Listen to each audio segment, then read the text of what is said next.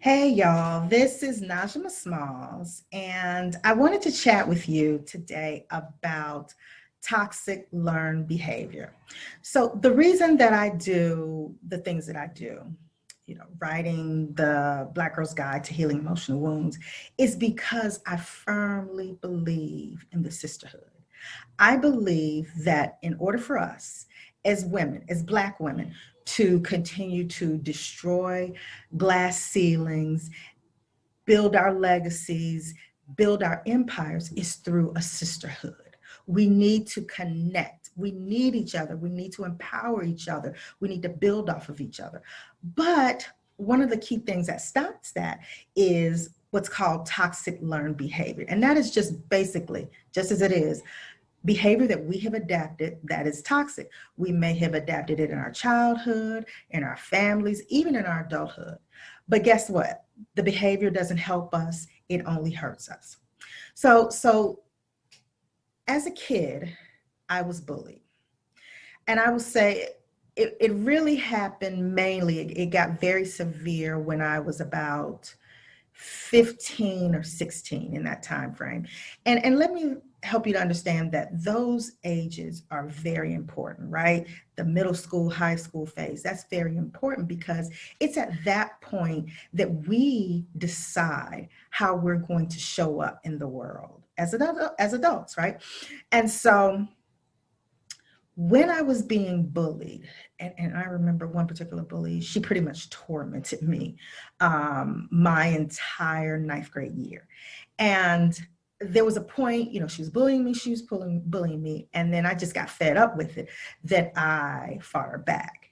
And I remembered it was at that moment that I internally decided that I was never, ever going to allow anyone to make me feel the way that bully made me feel. Okay. So you hear that? I made that decision right then and there. So guess what? I brought that into my adulthood. As an adult, I became the person that was known for being hot tempered. Anyone that came for me, that made me feel a way, that hurted me, that I felt was questioning me, I reacted. I would lash out, I would yell, I would curse, whatever I needed to do to show them that they weren't going to make me feel the way that bully made me feel, right? But here's the thing about that, it impacted me. It was impacting my relationships, particularly my relationships with my friendships, my female friends. And those are the relationships that I really, really treasure. So here it is, this bully, this situation that had happened to me back years and years ago was showing up in my adulthood, right? And so here's the interesting thing about it. I had to realize that I admired the bully. That was something I really had to come to terms with, is the fact that I admired this bully, because who doesn't want to appear as strong and courageous? And that's the way I thought of it. I thought of their behavior when in my 15, 16-year-old mind. I perceive this person as strong and courageous. But as an adult, looking back, I really see their hurts, right? And so as an adult, guess what? I was a hurting person. I had never resolved the conflict. I had never healed the trauma. So I was hurting people because what do people do? Hurting people hurt people. So I really, when I looked around, I looked at my friendships and how I was impacting people and how I was showing up, I realized, and this wasn't just my friendships, this is how I was showing up in a professional setting and even in my family. And I realized I had to do some work. So that's when I started to work on me. And that's one of the key pieces is I had to really go back and deal with that situation that my brain processed as trauma. And the thing about it is, as a kid, especially if you were a kid that lived in the 90s, right? Some of our families, when we told them, someone's bullying me, their reaction was hit them back. you attack them back, right? If they hit you, you hit them back. Who's heard that? Raise your hand if you've heard that. But that's great because that helps with the physical piece of it, right? But there's an emotional piece that's attached to the bullying that we have to deal with. And at that time, I never dealt with that. So I brought it into my adulthood, and I really had to deal with that. I really had to ask myself who I wanted to be. How did I want to show up in this world? How did I want to be remembered? If something happened to me today, I think about that. Like, how do I want to be remembered? I remember growing up in my hometown, there was a woman, and she was a vicious woman. I mean, if you did anything to offend her or harm her, she would be quick to let you know. She would be quick to react, and she would be quick to come after you. But guess what? This woman died. She took her last breath coming after someone who had offended her. That's how she had her heart attack and died. And she died alone. In addition to that, no one put a statue up of her. No one, you know, um, memorialized her. She just died in all of her anger. She took all of her rage, all of her hurts with her, and I don't want to live like that. I didn't want to go out like that.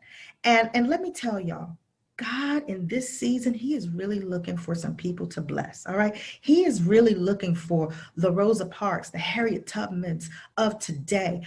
But we have to be in a position where we can receive all of those blessings. And we can't do that if we lack any level of humility and the ability to resolve conflict in a healthy way. And so a part of healing your toxic learned behavior is looking at what triggers you. It's looking at what causes you to react or overreact or become the bully. Take that step back and really look at your childhood or your early adulthood and say, what has hurt me?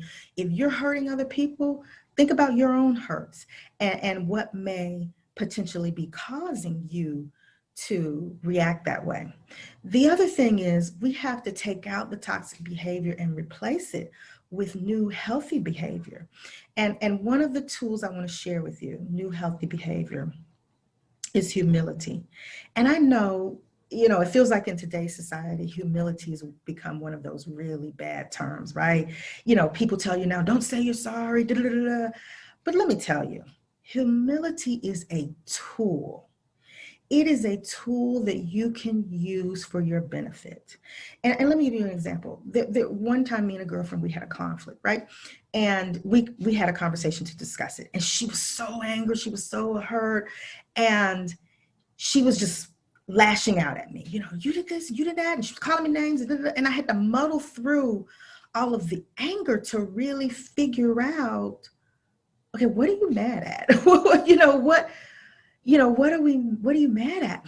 And so I imagine how different that conversation would have been if she had said, hey sis, what you did hurt me. See, that's humility. When you can say, what you did hurt me, or what happened to us, or, I don't know what happened, or whatever the case is, right? But you say it taking a step down, not looking to win the argument, because sometimes when we come and we decide to have that conversation, we're looking to hurt them, right? We're hurt, and so we want to hurt them. So we start, and lashing out and anger, that's our hurts, right?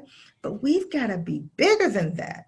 We've got to be stronger than that and smarter than that, right? And we have to be able to really think clearly and say, what do I want at the end of this conversation? Do I want just to vent and just to hurt them? Because that's a waste of your time. Or do I really want to reconcile? And reconcile can mean saying, restoring the friendship, or it can mean collectively you guys saying, you know what, I love you, but maybe the friendship between us isn't working, and that's okay, right? So that's my whole point, right? You want to leave people better and not bitter, okay? Think about it that way. Think about how you want to be treated going out of the relationship, and give people the benefit of the doubt. People will disappoint you. Gosh, your own family will disappoint you. Okay. We have to learn to live with that. All right. Yes, we resolve conflicts. Yes, there are times when we have to walk away, but always walk away with peace. All right. I hope you've learned something. You can visit my website, Najima